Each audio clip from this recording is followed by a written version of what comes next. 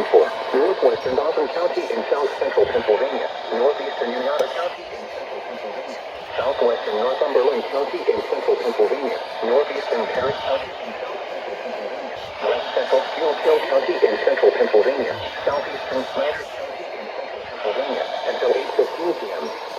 At 7:46 p.m. storms were located near Millersburg, moving northeast at 20 miles per hour.